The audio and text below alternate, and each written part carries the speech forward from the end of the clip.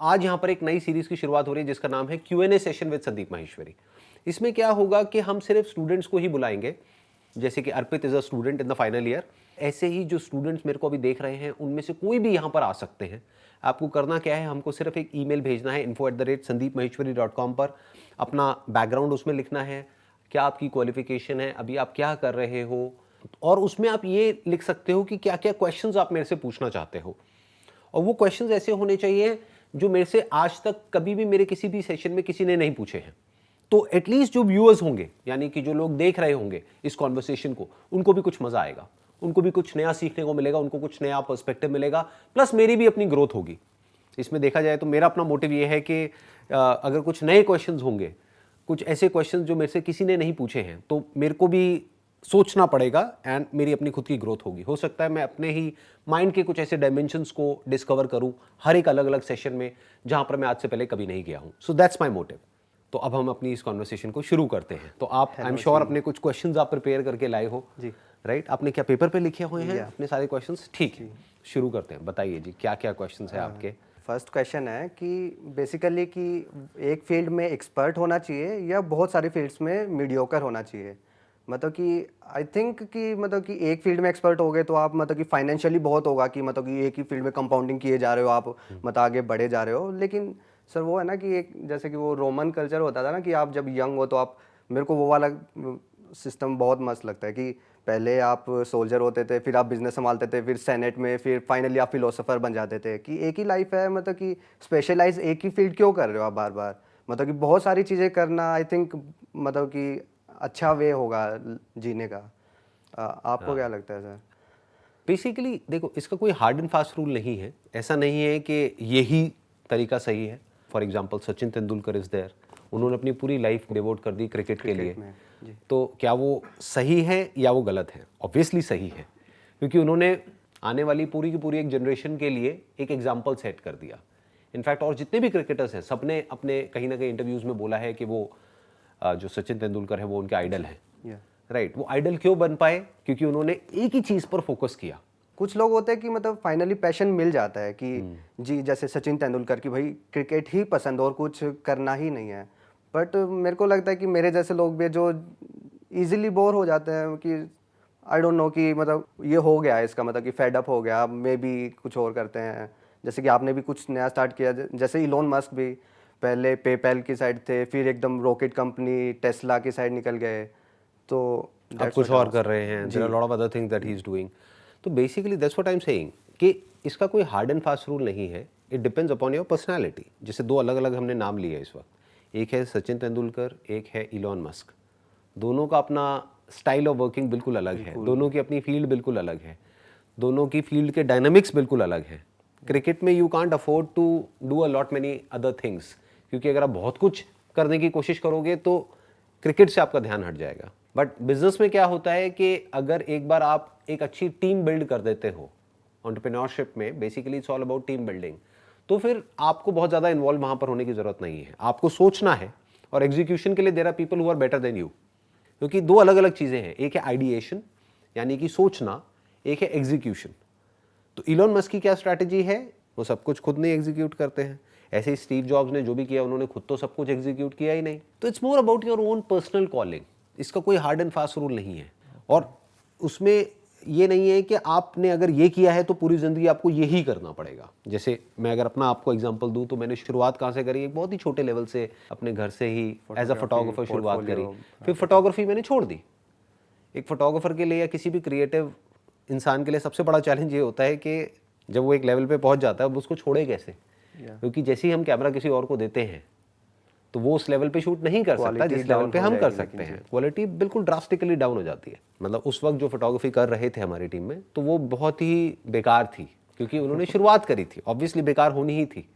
वो सीख रहे थे, ज़्यादातर ने तो यहीं पे मेरे से ही सीखा था। उन्होंने कोई प्रोफेशनल कोर्स भी नहीं किया था कहीं से। तो जब मैंने उनको सिखाया तो मुझे पता था कि अभी कुछ टाइम तक वो लेवल नहीं आएगा, बट फ्यूचर में वो मेरे से बहुत बेटर करेंगे। तो वो लेवल आ गया एक दिन। आज की अगर बात करी जाए तो जो फोटोग्राफर्स हमारी कंपनी में हैं वो मेरे से फार बेटर हैं। आप कह सकते हो 1000 टाइम्स बेटर है। तो फोटोग्राफी मैंने करी और छोड़ दी। इसी तरीके से फिर बिजनेस किया, बिजनेस को ये तो नहीं कह सकते कि पूरी तरह से छोड़ दिया, बट अभी जो मेरा मेन फोकस है दैट इज दीज सेशंस, ये जो हो रहे हैं। तो ये दोनों अपने आप में एक बिल्कुल ही अलग अलग फील्ड्स हैं। एक तरफ है, इसको हम बोल सकते हैं फिलॉसफी या साइकोलॉजी, कुछ भी हम इसको नाम दे सकते हैं। दूसरी तरफ है एंटरप्रेन्योरशिप। अब फ्यूचर में क्या करने वाला हूँ मुझे पता ही नहीं। अगर आप मुझसे पूछोगे कि 1 साल बाद आप क्या कर रहे होगे, जैसे अभी ये सेशन हो रहा है, क्या मुझे 1 साल पहले पता था कि ऐसा कुछ होने वाला है? नहीं, बट आज हो रहा है।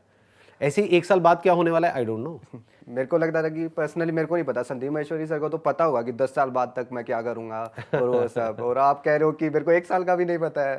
मतलब कि ये हो सकता है कि सर आप अगर फेडअप हो गए तो मतलब कल को आप बोल दो कि भाई मैं नई कंपनी चला रहा हूँ, आप लोग चला लो, मतलब कि मैं तो बस यही करूँगा, या नहीं, ऐसा नहीं कि मैं फेडअप हो जाऊंगा तो ये करूंगा, क्योंकि अगर फेडअप होकर के हम चीज़ें छोड़ने लग गए फिर तो हम कुछ भी छोड़ देंगे। फिर तो फॉर एग्जांपल ये सेशन हो रहा है, इसको जो लोग देख रहे हैं, अगर मान लो कमेंट सेक्शन में उल्टा सीधा लिखने लग गए तो मैं फेडअप हो गया, तो क्या मैं ये भी छोड़ दूं? क्या मैं बिजनेस भी छोड़ दूं? क्या मैं सब कुछ छोड़ दूं? फिर अपनी रिलेशनशिप्स भी छोड़ दूं? तो I will not leave it because I am fed up of that. जैसे मैंने फोटोग्राफी छोड़ी, इसलिए नहीं छोड़ी कि मेरे को फोटोग्राफी पसंद नहीं थी, इसलिए क्योंकि मेरे माइंड में कुछ बड़ा चल रहा था। That was entrepreneurship. अब मेरे पास में 2 ऑप्शंस थे, एक कि मैं एक और बिजनेस कोई शुरू करूं, जैसे किसी भी और एंटरप्रेन्योर ने किया या करते हैं नॉर्मली, कि एक बिजनेस किया, वो सक्सेसफुल हो गया, एक लेवल पे पहुंच गया, अब दूसरा शुरू कर दिया, तीसरा कर दिया, चौथा कर दिया। May be like Bill Gates philanthropy की साइड। राइट, बट बेसिक अगर आप डायनामिक्स को समझोगे तो बिजनेस इज बिजनेस। उसमें नया क्या हुआ? कुछ भी नहीं, बस प्रोडक्ट अलग है, सर्विस अलग है जी, इंडस्ट्री अलग है, बट जो बेसिक्स है बिजनेस के वो तो सेम ही है ना। तो अगर आपने बिजनेस को मास्टर कर लिया है तो अब आपके पास में 2 चॉइसेस हैं। जैसे मेरे पास में 2 चॉइसेस थी कि या तो अलग बिजनेस में अपना पूरी एनर्जी लगाऊं, वहां से क्या होगा, I will make money, but पैसे की अपनी एक लिमिट है। एक लिमिट के बाद में जा करके, एक लिमिट तक तो वो इंपॉर्टेंट है, बट उसके बियॉन्ड जा करके तो इंक्रीमेंटल बेसिस पे वो आपको खुशी नहीं देता है, वो आपको सेटिस्फैक्शन नहीं देता है। तो ये 2 अलग अलग पाथ्स हो गए। एक हो गया अपने पैशन को फॉलो करने का पाथ, उसको आप बोल सकते हैं इनसाइड आउट, कि जो अंदर से हो रहा है उसको हम बाहर एक्सप्रेस कर रहे हैं। एक है बाहर जो सब कर रहे हैं वही हम कर रहे हैं, ज़्यादातर लोग ऐसे ही करते हैं। तो वो हमारी अपनी कॉलिंग है। ओके, तो इस क्वेश्चन का आंसर हो गया जी। सेकंड क्वेश्चन है कि जैसे कि वॉरेन बफेट हैं और काफ़ी एज तक अब भी अलाइव है और ठीक ठाक हेल्दी हैं, और लेकिन उनकी ईटिंग हैबिट्स बहुत ख़राब हैं। डेली कोक पीते हैं और मतलब कि मैकडोनल्ड्स के बर्गर खाते रहते हैं, और वो बहुत वाइज हैं, वैसे बहुत स्मार्ट है, एक्सट्रीमली स्मार्ट है। मतलब कि उनके इंटरव्यू सुनो, मैं बायोग्राफी भी पढ़ी है उनकी, वो एक्सट्रीमली स्मार्ट हैं, बट स्टिल वो कहते हैं कि जो स्ट्रेस फ्री लाइफ मिल रही है, जो अपनी मनपसंद का खाना खा के, कि वो जो घास फूस खाऊंगा मेरे को तो पसंद ही नहीं है, वो उससे अच्छा है कि मैं ये खा लूँगा, और मतलब वो उसके हिसाब से भी बहुत बढ़िया चल रही है उनकी, और मतलब लाइक अबाउ 90 हो गई उनकी एज और ठीक ठाक चल रहे हैं। और मेरे को तो काफ़ी मतलब कि वो लगता है, मतलब कि हाँ ये भी किया जा सकता है। मतलब बेसिकली मैं खाता बहुत कम हूँ, मतलब खाने का तो ज़्यादा शौक है ही नहीं, पर स्टिल मतलब कि आप कहते हो कि मतलब बिल्कुल ही नहीं खाना चाहिए, कचरा और ये सब, बट वॉरेन बफेट कहते हैं और वो सब, तो मेरे को काफ़ी वो लगता है कि ये किया नहीं, जा मैं सकता कभी है। भी ये नहीं कहता कि बिल्कुल भी नहीं खाना चाहिए। मैं हमेशा बैलेंस की बात करता हूँ। मैं कहता हूँ बीच का रास्ता पकड़ो, एक्सट्रीम में कभी मत जाओ। किसी भी चीज़ के एक्सट्रीम में जाना बुरा है। एक एक्सट्रीम हो गया कि आप सिर्फ कचरा ही खा रहे हो, जी, एक एक्सट्रीम हो गया कि आप सिर्फ हेल्दी ही खा रहे हो, जो आपको चाहे टेस्ट नहीं अच्छा लग रहा, मन नहीं कर रहा खाने का, बस ज़बरदस्ती खाई चले जा रहे हो। तो उससे क्या होगा, साइकोलॉजिकली स्ट्रेस क्रिएट होगा। तो इन दोनों के बीच का जो रास्ता है that is always better than going in an extreme. तो आप वॉरेन agree बफेट कर का रहे जो हो आप कि- एग्जांपल ले रहे हो वो बेसिकली और भी बहुत सारे फैक्टर्स हैं। अभी आप सिर्फ एक स्टैंड पॉइंट से देख रहे हो।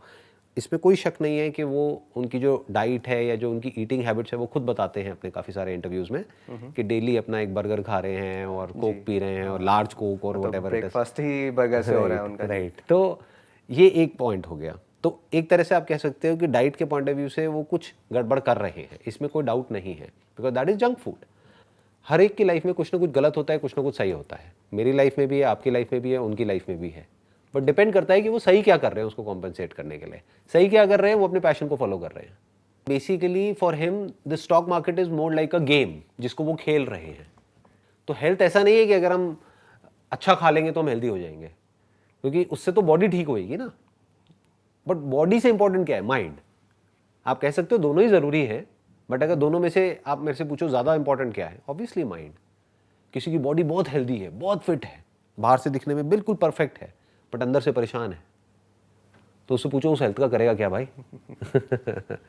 तो हम ये नहीं कह सकते कि अगर वो कुछ गलत कर रहे हैं तो मैं भी वो गलत करूंगा तो मेरी लाइफ में भी वो सब सही हो जाएगा, मेरी भी एज 90+ हो जाएगी, ऐसा नहीं है।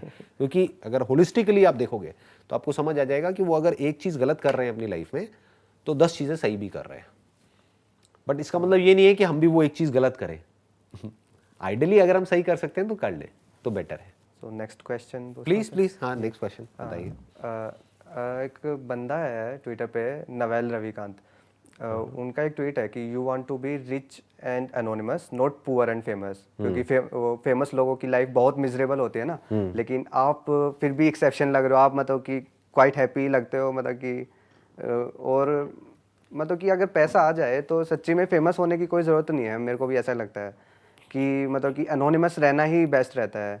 तो आपको क्या लगता है कि मतलब कि फेमस मतलब कि अच्छा है या बुरा है? होता क्या है कि जो फेम है वो एक तरह का बैगेज है। फेम के साथ में और बहुत सारी ऐसी चीज़ें आ जाती हैं जो आपको अंदर से तंग करती है। मतलब अगर आप फेमस हो तो आप बहुत पैसा कमा सकते हो, मतलब कि कुछ भी सेल करके, या मतलब बेसिकली फॉलोअर्स और वो सारी चीज़ें। ऐसा तो नहीं है, लोग पैसे के चक्कर हाँ, में भी इसको ध्यान से समझना पड़ेगा। बहुत सारे लोग फेम को यूज़ करके पैसा कमाना चाहते हैं, बट ऐसा ज़रूरी नहीं है। क्योंकि पैसा जो कमाया जाता है वो कमाया जाता है ट्रस्ट के थ्रू। ये एक बहुत बड़ी गलतफहमी है। अगर कोई ये सोचता है कि मैं फेमस हो गया, अब मैं नाम नहीं लूँगा किसी का यहाँ पर, बट एक लड़की है जो गाने गाती है, हाँ और बड़े ही वाहियात गाने गाती है। जी, understood, आप समझ गए ना, मैं नाम नहीं ले रहा, ठीक है। तो वो बहुत फेमस है, उसको हर कोई जानता है, बट क्या वो उस फेम से पैसा कमा सकती है? बहुत बड़ा क्वेश्चन मार्क है। पैसा कमाया जाता है ट्रस्ट से। फॉर एग्जाम्पल सचिन तेंदुलकर, उनको जो एड्स मिलती है जहां से वो पैसा कमाते हैं, वो एड्स किस वजह से मिलती है? क्योंकि वो फेमस है या वो एक अच्छे क्रिकेटर है। जी, समझ गए ना अभी जो हमने एग्जाम्पल दिया था। अपना काम पे ध्यान रखो, अगर फेमस हो गए तो कोई प्रॉब्लम नहीं है उसमें। Right, that's a by product. Okay, name, fame, money is a by product. अगर तो वो एक बाय प्रोडक्ट है और आपका फोकस कुछ और है लाइफ में, तो कोई दिक्कत नहीं है। क्योंकि फिर क्या होगा, चाहे फेम आया चाहे गया, फेम तो आता जाता रहता है जी, उसको नाम ज़्यादा कभी फर्क भी नहीं अच्छा हो पड़ेगा। जाता है, कभी खराब हो जाता है। एक कंट्रोवर्सी होने की देर होती है, जो लोग तारीफ कर रहे होते हैं वही बुराई करने लग जाते हैं। फेम आ जाता है, चला जाता है। आज कोई फेमस है, कल कोई और हो जाता है। आज कोई और न्यूज़ में आ रहा है, कल कोई और आ जाता है। और आजकल तो न्यूज़ भी 1-2 दिन से ज़्यादा नहीं टिकती है, राइट। तो फेम भी ज़्यादा नहीं टिकता है। तो अगर किसी को ये अंदर से कीड़ा आ जाए कि भाई मेरे को तो फेमस होना है और फेमस रहना है, तो वो बहुत उल्टे सीधे काम करने लग जाएगा या करने लग जाएगी उस फेम के चक्कर में। फिर वो फंसते चले जाएंगे, वो फेम उनको फंसा देगा। किस किस तरह से फंसा देगा उसकी कोई लिमिट नहीं है। ऐसे भी बहुत सारे एग्जाम्पल्स हैं। और वही लोग मिजरेबल होते होंगे मोस्ट प्रोबेबली। वो ही मिजरेबल होते हैं, आप समझ गए, क्योंकि वो फेम के पीछे भाग रहे हैं। जैसे फॉर एग्जाम्पल अगर आप मेरी बात करो तो I don't enjoy fame, but मजबूरी है, क्या करूं। अब ये जो काम कर रहा हूं इसमें वो साथ में आ रहा है। सर वैसे ग्रेटिट्यूड फील होता है कि लोग आ रहे हैं कि मैंने इसके लिए काम किया है, लोग मतलब कि थैंक यू बोलने आ रहे हैं, मतलब कहीं पे बिल्कुल भी नहीं। आप मतलब परेशान होते हो, मतलब कि ज़्यादा फर्क ही नहीं पड़ता? ना मैं परेशान होता हूँ ना मैं खुश होता हूँ, मेरे को फर्क नहीं पड़ता है। जैसे कोई आया, सर सेल्फी ये वो वटेवर, हाँ ठीक है करो और जाओ, बस खत्म। तो I am not happy about it. उसमें खुश क्या होना है जी, उसमें परेशान क्या होना है। I am controlling this aspect in a way जिस तरह से मैं करना चाहता हूँ। ओके। मैं किस तरह के जगह पे जा रहा हूँ, किन लोगों से मिल रहा हूँ, क्या कर रहा हूँ, उस सब के पीछे एक थॉट प्रोसेस है।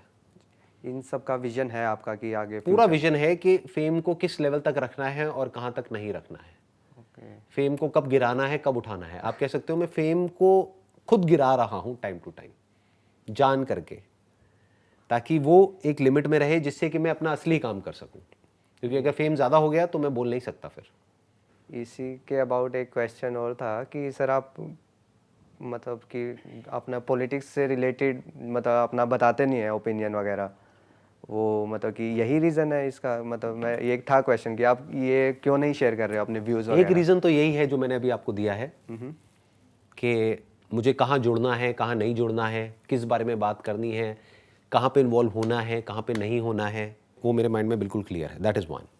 2, मैं न्यूज़ नहीं पढ़ता हूँ, रेयरली पढ़ता हूँ। जैसे कुछ बहुत बड़ा हो जाता है तो पढ़ लेता हूँ।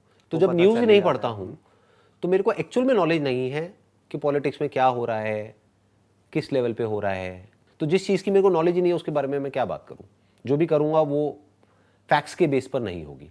अब मेरे को अगर फैक्ट्स एक्यूमुलेट करने हैं तो मैं फिर पूरे डीप में एक्यूमुलेट करूंगा, तो अगर मैं पूरी एनर्जी वहां लगा दूंगा तो मैं फिर ये काम कैसे करूंगा जो अभी मैं कर रहा हूँ। नेक्स्ट क्वेश्चन पूछता हूँ सर। पूछिए जी। जी, एक मैं अभी लेटेस्ट बुक पढ़ रहा था, आउटलायर्स, मे बी आपने पढ़ी होगी। वो बेसिकली मतलब जो आउटलायर्स, वो मतलब कि जो एक्सट्रीमली सक्सेसफुल होते हैं ना, मतलब कि स्पोर्ट्स एथलीट्स या फिर टेक बिलियनियर्स, उनकी मतलब कि लाइफ्स को स्टडी किया है कि मतलब कि क्या क्या पैटर्न्स थे कि सक्सेसफुल बंदों के, कि कैसे ने क्या क्या किया है।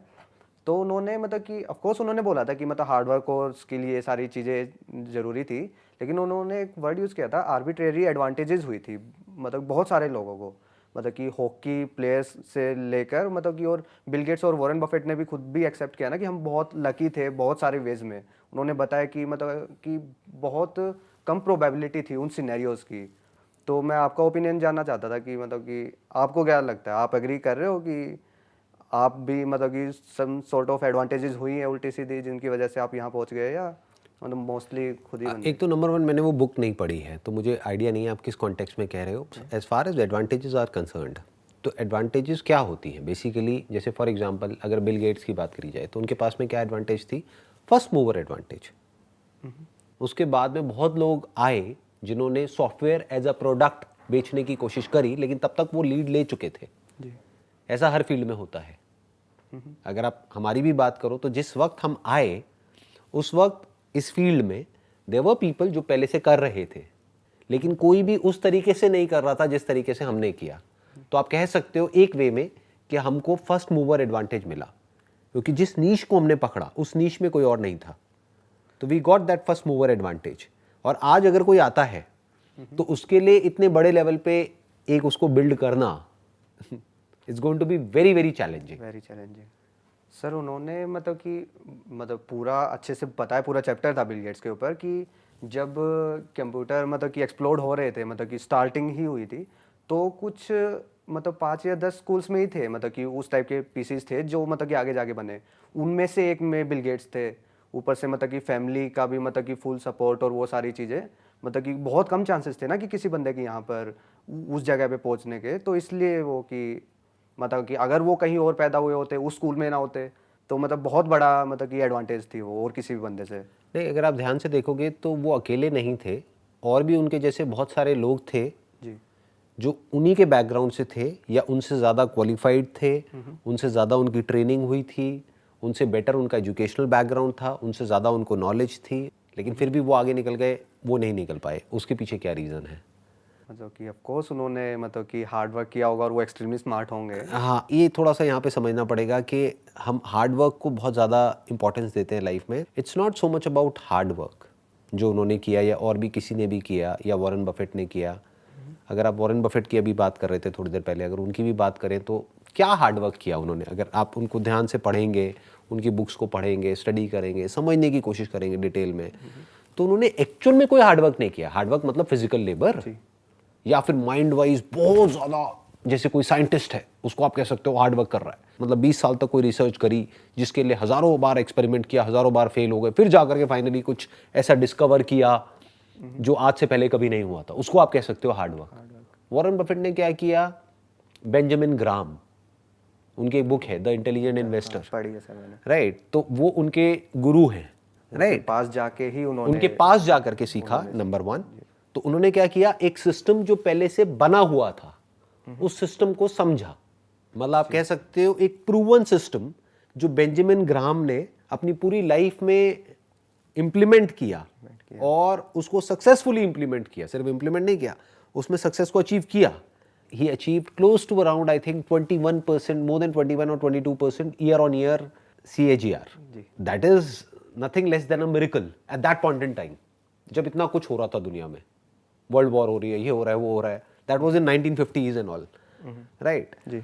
तो अब अगर आप वॉरेन बफेट की बात करोगे तो he was in the golden age, तो इस वे में अगर आप बोलो तो यस, उनको एडवांटेज ज्यादा मिला बेंजामिन ग्राहम से। जी, और वो अमेरिका में पैदा हुए, वो अमेरिका में पापा पैदा भी स्टॉक हुए। ब्रोकर थे, वहीं तो से ये 13 की इसको एज में। बोलते हैं बेसिकली बैकवर्ड चीजों को देखना, कि हम यहाँ पर बैठ करके पीछे देखें और बोले कि देखो ये हुआ, ये हुआ, ये हुआ, अगर ये नहीं होता तो वो नहीं होता। बट लाइफ ऐसे नहीं चलती है, लाइफ बैकवर्ड नहीं चलती है। टाइम आज से गुजरे हुए कल में जा रहा है या आने वाले कल में जा रहा है, आने वाले राइट? तो आप ऐसे नहीं देख सकते, ये नहीं हुआ होता तो वो नहीं हुआ होता। अरे अगर वो नहीं हुआ होता तो शायद कुछ और हुआ होता। जी। आप समझे, मतलब उनके अंदर, वॉरेन बफेट के अंदर कुछ ऐसा था, कुछ ऐसा उन्होंने सीखा था। अब आप कहते हैं कि भाई उस टाइम पे अगर उन्होंने उन 4 कंपनीज में इन्वेस्ट नहीं किया होता तो उनकी वेल्थ 100 गुना नहीं हुई होती 10 साल में। तो 4 में नहीं किया होता तो किसी और में किया होता। 100 गुना नहीं होती तो हो सकता है 200 गुना हो गई होती, 200 गुना नहीं हुई होती तो हो सकता है 50 गुना हो गई होती, राइट? तो you are getting where I am coming from. But उनके फंडामेंटल स्ट्रांग थे।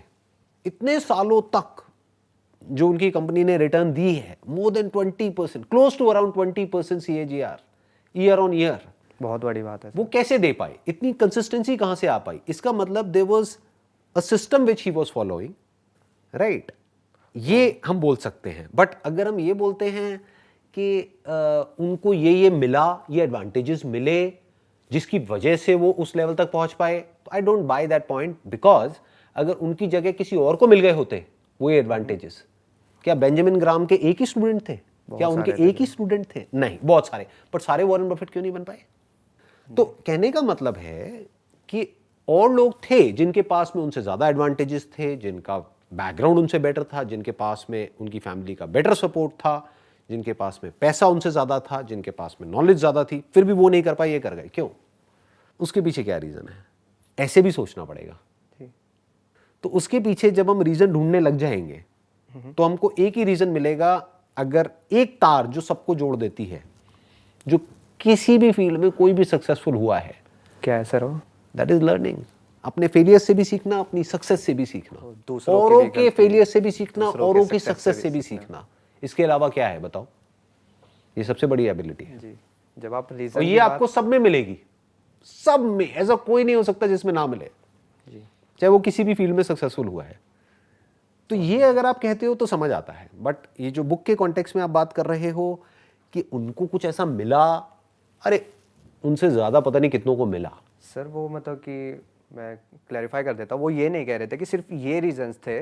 वो कहते हैं कि मतलब कि ऑफ कोर्स उन्होंने बाकी सब भी किया, मतलब कि लर्निंग भी की थी, थोड़ी जेनेटिकल एडवांटेजेस थी, वो सारी चीज़ें थी।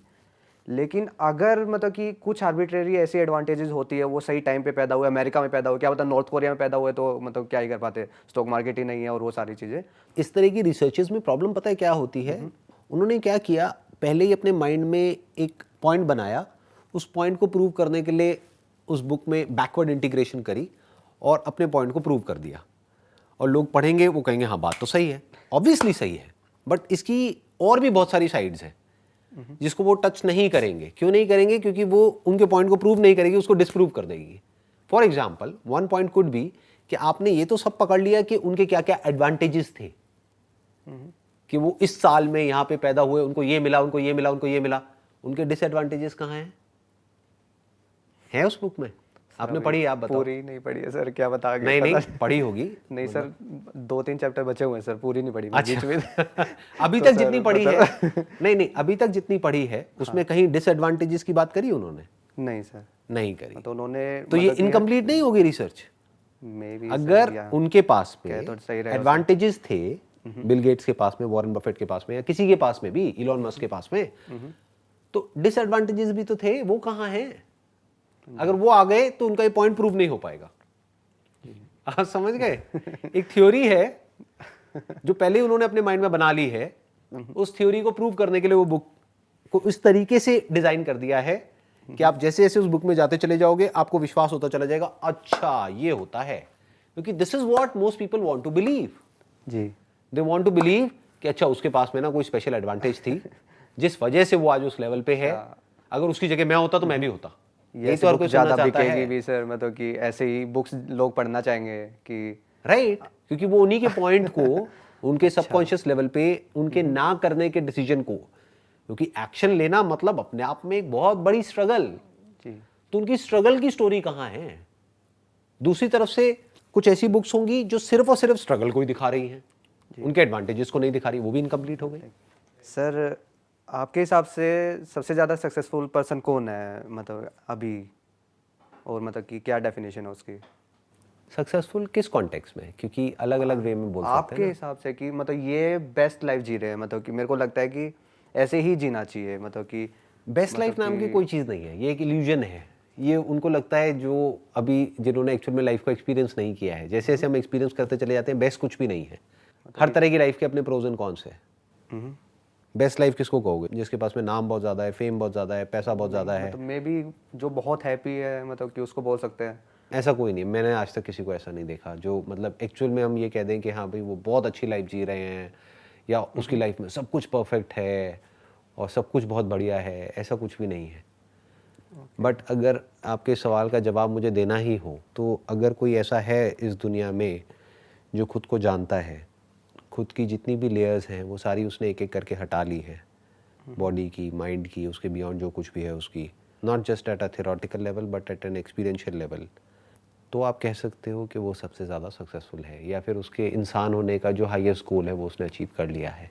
और मे बी हम ऐसे बंदे को जानते भी ना हो, वो कहीं पे कहीं हो अकेला सकता होने है। में से जी रहा हो सकता है, जी, और हो सकता है वो सबके सामने ही हो लेकिन किसी को पता हम उसको किसी और नज़र से देख रहे हों, वो कुछ अंदर से और ही हो, ये भी हो सकता है। जी। नेक्स्ट क्वेश्चन है सर, मतलब कि अभी मतलब कि इलोन मस्क ने भी अपनी मतलब कि डार्केस्ट मोमेंट्स शेयर किए हैं फाइनेंशियल क्राइसिस में जो हुए थे, और मतलब कि अभी विराट कोहली भी बोल रहे हैं कि वो डिप्रेशन में थे, वो सारी चीज़ें। तो मैं आपसे जानना चाहता हूँ कि आपका डार्केस्ट फेज़ क्या था लाइफ का, कि उस टाइम पे आपको लग रहा है कि भाई बड़ी हालत ख़राब हो गई थी, मतलब कि कई फेजेस आए थे लाइफ में when I was trying to figure out who I am and all that. ये जो पूरी की पूरी मेरी जर्नी थी ये कंपनी खुद के को फाउंडिंग समझने की, करने नहीं के नहीं बाद नहीं नहीं या नहीं, वो सब नहीं, वो सब तो छोटी मोटी चीज़ें हैं, मतलब वो इतनी बड़ी चीज़ नहीं है, क्योंकि जिसको हम बड़ा समझते हैं वो एक्चुअली में बहुत छोटा है। क्योंकि कंपनी हो गया, बिजनेस हो गया, ये हो गया, ये हो गया, इन सब का पाथ है जो वेल डिफाइंड है। वो पाथ क्या है जो अभी मैंने थोड़ी देर पहले बोला था आपको कि सीखना है। self और नहीं नहीं नहीं, सीखना है। वो पाथ क्या है? सीखना है। डिस्कवर योरसेल्फ का कोई पाथ नहीं है। There is no path that can take you to yourself, क्योंकि आप खुद से कितना दूर हो। आप तो यही हो, आप कल में थोड़े ही हो। तो जिसको भी हम फाइनेंशियल सक्सेस बोलते हैं या जो भी कुछ फ्यूचर में है, उस सबके लिए पाथ है।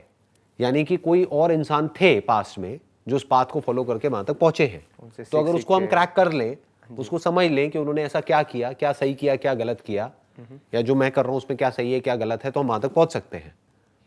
बट डिस्कवर योरसेल्फ में कोई पाथ नहीं है। जी, जब हम सारे पाथ छोड़ देते हैं और लाइफ को एज इट इज देखना शुरू कर देते हैं, फिर वहां से हमको कुछ नजर आता है। तो आप कह सकते हो मेरी लाइफ का जो सबसे चैलेंजिंग फेज था, सबसे मुश्किल, वो ये ट्रांजिशन था from outer to inner. Okay, कि एक बाहर की दुनिया से जब अंदर की दुनिया में मुझे कुछ एक्सपीरियंसेस हुए, कुछ ऐसे हुए जो वहाँ से क्यूरोसिटी पैदा हुई, वहाँ से फिर एक बर्निंग डिज़ायर अंदर से पैदा हुआ कि आई वांट टू नो कि एग्जैक्टली मेरे साथ क्या हुआ है, क्यों हुआ है, किस लेवल पे हुआ है। तो वो सर्च शुरू हुई, वहाँ से एक लॉन्गिंग शुरू हुई, फिर वहाँ से आगे बढ़ते बढ़ते बढ़ते बढ़ते, तो that was the most difficult phase of my life. मतलब कि आप क्योंकि जब तक बारीकी से चीज़ें समझ नहीं आती हैं तब तक कॉन्फ्लिक्ट्स बढ़ते हैं अंदर ही अंदर पर वो कि internal सही था क्या वो। है, सच क्या है। सच को जानने की जो चाह थी बहुत अजीब थी, क्योंकि एक बुक कुछ कहती है, दूसरी बुक कुछ और कहती है, एक आदमी कुछ कहता है, दूसरा कुछ और कहता है। तो कैसे सच तक पहुंचा जाए? तो आपने क्या किया, साइड कर दिया सब कुछ, और मतलब ये भी नहीं कह सकते कि सब कुछ साइड कर दिया, ये भी नहीं कह सकते कि मैंने कुछ फॉलो किया। सब कुछ पढ़ा, सब कुछ सुना, सब कुछ देखा, उसके बाद में साइलेंस में रहा काफ़ी दिनों तक, फिर उसको ऑब्जर्व किया, स्पिरिचुअलिटी का एक्चुअल में मतलब समझा, not just theoretically but actually. तो वो आप कह सकते हो that was like quite a interesting phase of my life. वो सबसे ज़्यादा चैलेंजिंग भी था और सबसे ज़्यादा इंटरेस्टिंग भी था, क्योंकि जब हम कुछ मान रहे होते हैं कहीं से पढ़ करके, जिस बुक को हम अथॉरिटी मानते हैं, थोड़ा सा फिर जब उस पर delusional क्वेश्चन सी मार्क होते हो लगाने की बारी आती है जी, तो सब कुछ हिल जाता है, आपके सारे फंडे हिल जाते हैं, जो आपका सपोर्ट सिस्टम होता है वो पूरा का पूरा हिल जाता है। तो अगर वो सच नहीं है जो पूरी दुनिया मानती है या जिस तरह से पूरी दुनिया सोचती है, अगर वो सच नहीं है तो सच है क्या? कहाँ है वो सच? कहाँ मिलेगा? तो उस तक पहुंचने की जो जर्नी थी, that was the big struggle. Sir आपकी मतलब कि मोस्ट ऑफ द थिंग्स की आपकी कुछ अंडरस्टैंडिंग है, और मतलब कि और काफ़ी सारी चीज़ें पहले से ही डिसाइडेड थी। कोई ऐसी बड़ी चीज़ बताइए सर जिसमें आपने अपना माइंड चेंज कर लिया हो अभी कुछ सालों में, कि मैं पहले ये सोचता था, अब मेरे को लगता है कि ये सही था, मैं इस बात में गलत था। आप कह सकते हो कि अब ये जो बर्थ और डेथ का जो कॉन्सेप्ट था overall, that was like quite challenge for me. अभी जो मैं बात कर रहा था कि मेरी स्ट्रगल क्या थी, तो that was one of the biggest struggles to find out the truth of the concept of rebirth और री इनकारनेशन और रिसरेक्शन। ये सच है, वो सच है, वो सच है, ये सब अलग अलग कॉन्सेप्ट्स हैं। तो इसमें से रियलिटी क्या है, बर्थ क्या है, डेथ क्या है, तो वो सब जो फिगर आउट करने वाला था ना, वो जैसे मैं सोचता आया था बचपन से, या जैसे सब सोचते हैं, उससे बिल्कुल एक अलग थॉट प्रोसेस है। जो रियलिटी है वो सबसे बिल्कुल अलग है। तो क्या है सर रियलिटी? मतलब जो समझने में मुझे इतने साल लगे वो 2 मिनट में ऐसे ही बता दूं मे रियलिटी बी क्या। सर मैं उस फिगर आउट सेंटेंस करो। को पकड़ के रखूंगा सर, मे बी फ्यूचर में समझ आ कोई जाए सर। फायदा नहीं है, फिर आप बैकवर्ड चलोगे, आपको कैसे पता कि वो सच है? हो सकता है वो बकवास हो, वो तो मेरी रियलिटी है ना, वो तो मैंने डिस्कवर किया है, हो सकता है वो गलत हो, तो आप खुद डिस्कवर करो कि सच क्या है। सर मतलब कि कौन सा बड़ा क्वेश्चन है जो आप स्टिल फिगर आउट करने की कोशिश कर रहे हो कि इसके बारे में मैं मतलब कि नहीं पता है मेरे को कि इसका आंसर क्या है? फिलहाल तो कुछ नहीं है। सब कुछ फिगर्ड आउट है, मतलब सॉर्टेड है। आई डोंट नो, मतलब I can't say that everything is figured out, but अभी कोई ऐसा क्वेश्चन नहीं है, क्योंकि मेरे माइंड में जितने भी जो भी कुछ था उस सबको मैं क्वेश्चन कर चुका हूँ। क्वेश्चन कर करके अब एक ऐसे लेवल तक पहुँचा हूँ जहाँ पे आगे क्वेश्चन करने के लिए कुछ है नहीं, जी। Where there is no role of an intellect, where everything is just as it is, जैसा है सो है। क्वेश्चन क्या होता है? क्वेश्चन एक स्टैंड पॉइंट से होता है। क्वेश्चनिंग की भी अपनी एक लिमिटेशन है। एक ऐसी स्टेज आ जाती है क्वेश्चनिंग की जहाँ पर क्वेश्चन करते करते क्वेश्चनर ही डिसॉल्व हो जाता है। There is no questioner there. तो जब कोई क्वेश्चनर ही नहीं है तो क्या क्वेश्चन उठेगा? The very questioner dissolves. तो ज़्यादा हो जाएगा, आगे बढ़ते हैं। हाँ जी सर, शायद ज़्यादा डीप हो गया सर। हाँ, मैं वही कह रहा हूँ, थोड़ा आगे बढ़ते हैं। हाँ, हाँ सर, लास्ट टाइम किस चीज़ के लिए आप लेट थे? मतलब कि मे बी मीटिंग और कोई फंक्शन हो? मैं लेट नॉर्मली होता नहीं हूँ, मतलब मैं काफ़ी टाइम से चलता हूँ। अगर लेट कभी हुआ भी हूँ तो मे बी 2-4 मिनट 5 मिनट से, और फिर मैं अपोलोजाइज़ करता हूँ इमीडिएटली। जैसे आज का भी सेशन था तो टाइम से पहले हमने शुरू किया है। जी। 12 बजे का टाइम था और 11:50 पे आई थिंक हमने शुरू कर दिया था सेशन। नेक्स्ट क्वेश्चन है, लास्ट टाइम कब आप मतलब रोए थे? कब रोए थे? जी। बट क्यों पूछ रहे हो? इससे आपको क्या वो नहीं होगा? मतलब कि आप भी मतलब कि क्या फ्रीक्वेंसी है आपकी रोने की, मतलब थोड़ा उससे पता चलेगा ना आपके बारे में कि आपकी लाइफ कैसे चलती है। अभी कुछ ही दिन पहले there were some tears of happiness which were there. जी। बिजनेस रिलेटेड या फैमिली? नहीं, बिजनेस में क्या है? बिजनेस का क्या है? बिजनेस इज नथिंग ऐसे ही। तो more to do with something else, like से मैंने बताया ना, tears of joy, tears of happiness. Sir next question है कि अभी मतलब कि ये होता है ना कि हैबिट्स के हिसाब से ही बंदा चलता है। आपके बारे में जानना चाहता हूँ कि आप किस हैबिट्स पे काम कर रहे हो, कि एक हैबिट जो आप मतलब कि ब्रेक करने की कोशिश कर रहे हो, या फिर एक नई हैबिट जो आप फॉर्म करने की कोशिश कर रहे हो?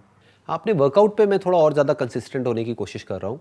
That's a bit of a challenge for me. आप जिम जाते हो या सिर्फ स्पोर्ट्स? जिम जाता हूँ, जिम जाते हो। उसमें मैं कंसिस्टेंट होने की पूरी कोशिश कर रहा हूँ। वो मेरा एक स्ट्रगल चल रही है, और कोई effort बैड चल हैबिट रहा है। जिसको ब्रेक करने की कोशिश कर रहे हो? हाँ, आप कह सकते हो खाने पीने को लेकर के थोड़ा सा वो, मतलब दैट्स माय वीक एरिया। पहले तो आप काफ़ी अनफिट थे सर, आपने पहले शेयर किया ना। पहले अनफिट था, फिर फिट हो गया, फिर वापस से थोड़ा सा अनफिट हो गया, फिर से फिट होना है। तो ये स्ट्रगल है जो चलती रहती है जी। At a surface level. आप कह सकते हो बॉडी के लेवल पे ये स्ट्रगल चलती ही रहती है, और आई एम श्योर सभी की चलती ही रहती है, जो भी थोड़ा फिटनेस को लेकर के सीरियस है उसकी। नेक्स्ट क्वेश्चन पूछता हूँ सर, ये सॉर्ट ऑफ वो है कि फर्स्ट थिंग आपके दिमाग में क्या आ रही है इस वर्ड को देख के? मतलब कि मैं वर्ड्स बोलता हूँ, marriage, bonding, money, utility, love. Everything. Sir smartest person आपकी लाइफ में कौन है जिसको आप जानते हो कि मैं जितने लोगों को जानता हूँ, मेरा वो वाला फ्रेंड है जो मेरे को बहुत स्मार्ट लगता है, सबसे स्मार्ट बंदा है वो? स्मार्ट दिखने में या इंटेलेक्चुअली, या मतलब आपने बात के फील किया कि भाई ये बहुत मतलब कि गहराई तक जाके सोचता है कुछ भी बात को, मतलब कि अच्छा, अगर आप मेरे से ये पूछो कि भाई कौन है वो पर्सन जिससे मैं इंस्पायर हुआ हूँ, जिनकी थिंकिंग से या जिनकी अंडरस्टैंडिंग से, तो that is J Krishnamurti, Jiddu Krishnamurti. सुना है आपने इनका नाम? सर इनकी शायद बुक है ये रॉकेट साइंस के नहीं, नॉट रॉकेट साइंस। कौन इनकी है सर बुक ये? है फ्रीडम फ्रॉम द नोन, और भी बहुत सारी बुक्स हैं इनकी, इनकी वीडियोस भी हैं। जो मेरे लिए लाइफ में सबसे इंपॉर्टेंट है दैट इज़ सेल्फ अंडरस्टैंडिंग। बाकी सब उसके आगे तो कुछ भी नहीं है, that is all like dust. ठीक है, मिट्टी से कुछ बना रहे हैं, घरौंदे टूट गए, आ गए, चले गए, ये सब in time and in space. तो उपनिषद से काफ़ी हेल्प हुई है। और एक पर्सन है जो इतने पॉपुलर नहीं है, मतलब उनको कोई जानता नहीं है, बट उन्होंने कहीं पे पॉइंट किया था जहाँ से मुझे कुछ एक्सपीरियंस हुआ। तो आप ये 3 डॉट कह सकते हो प्राइमरली। एक उपनिषद्स, उसको वेदांता भी बोलते हैं, the essence of all Vedas, Vedanta. तो वो मैंने स्टडी किया, वहाँ से बहुत हेल्प हुई। एक जे कृष्णमूर्ति, कुछ बुद्धिस्ट मंक्स रहे हैं पास्ट में, जैसे एक बुक है हिनसेन मिंग करके, मतलब HSIN सिंह मिंग MING, बहुत छोटी सी बुक है, उसके ऊपर मैंने काफ़ी मेडिटेशन करी है कई दिनों तक। That book also help me a lot. इसको यहीं पे रैप अप करते हैं इस कॉन्वर्सेशन को, इस क्वेश्चन को, है ना? आपके हो गए सारे क्वेश्चंस कवर हो गए? जी। चलिए, great. And it was pleasure meeting you, and आपने बहुत ही अच्छे क्वेश्चंस पूछे सर। हाँ, एंड आई एम श्योर आप लाइफ में कुछ ना कुछ अच्छा करोगे, वो आपके क्वेश्चन से पता लग रहा है। इनफैक्ट कहा जाता है कि अगर एक इंसान को पहचानना हो या उसकी इंटेलिजेंस को समझना हो तो उसके जवाबों से मत समझो, उसके क्वेश्चन से समझो।